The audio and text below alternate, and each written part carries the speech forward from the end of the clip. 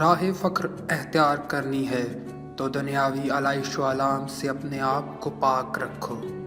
اپنے آپ کو علم سے آراستہ کرو کہ یہی مرد کا زیور ہے۔ بزرگان دین کی زندگی کو سامنے رکھ کر ہی بہترین زندگی گزاری جا سکتی ہے۔ حسن مطلق ایک سرچشمہ ہے جس سے حسن کے سوتے پھوٹتے ہیں اور کائنات کو منور کرتے ہیں۔ بدی سے توبہ کرو اور بدنام سے سبق سیکھو اور نیکی کو پوشیدہ رکھو۔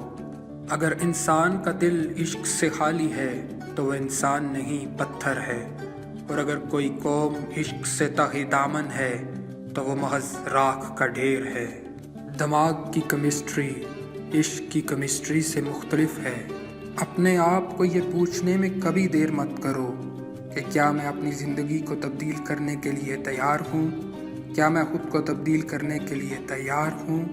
جس نے خدا کو راضی کیا، خدا نے اپنے اس بندے کو راضی کیا۔ ساقی و جام عشق کے لازمی جزو ہیں اور ان کا اصل تعلق ذات خداوندی سے ہے۔ تبدیلیوں کا مقابلہ کرنے کے بجائے بہتر ہے کہ تم ہتھیار ڈال دو۔ دنیا میں ستاروں سے زیادہ جعلی رہنما اور اساتذہ موجود ہیں۔ عشق کے بغیر زندگی بیکار ہے۔ درویش کبھی اپنی مرضی نہیں کرتا، رضائے خداوندی اس کا مقدر بن جاتا ہے۔ یہ جاننے کی کوشش کریں کہ راستہ جاتا کہاں ہے اور صرف اپنے اٹھنے والے پہلے قدم کے بارے میں سوچیں۔ تم نے اپنے آپ کو کیوں بھلا دیا؟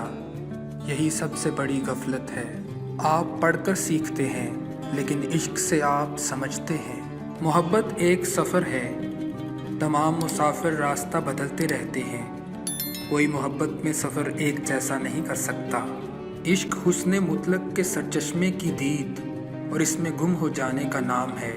عقل آپ کو دروازے تک ضرور لے جائے گی لیکن گھر کے اندر داخل ہونے نہیں دے گی۔ اس بات کا یقین کر لیں کہ ایک نہ ایک دن آپ اپنی جوابی دعاؤں کے لیے خدا کی تعریف اور شکر کریں گے جس کے لیے آپ رو پڑے تھے۔ سچ اور حق کے قریب جانے کے لیے ہمیں ایک خوبصورت اور نرم دل کی ضرورت ہے۔ آپ ہر چیز اور کائنات کے ہر فرد ذریعہ خدا کے مطالعہ کر سکتے ہیں کیونکہ خدا کسی عبادت خانہ یا چرچ میں محدود نہیں۔ لیکن اگر آپ یہ جاننا چاہتے ہیں کہ آخر خدا کا ٹھکانہ ہے کہاں تو اس کی تلاش کے لیے صرف ایک ہی جگہ ہے اور وہ ہے ایک سچے عاشق کے دل میں۔ اصل گندگی باہر سے نہیں بلکہ اندر سے ہے، ہمارے دلوں میں ہے۔ ہم تمام داغ پانی سے دھو سکتے ہیں، صرف ایک ہی چیز ہے جس کو ہم دور نہیں کر سکتے، وہ ہے بدگمانی اور برے عزائم جو ہمارے دلوں پر قائم ہے۔ جس نے خدا کی اطاعت میں زندگی بسر کی وہ تمام مخلوق میں افضل ہے۔ خدا سے دوستی رکھو کیونکہ کونین میں یہی دوستی کے قابل ہے۔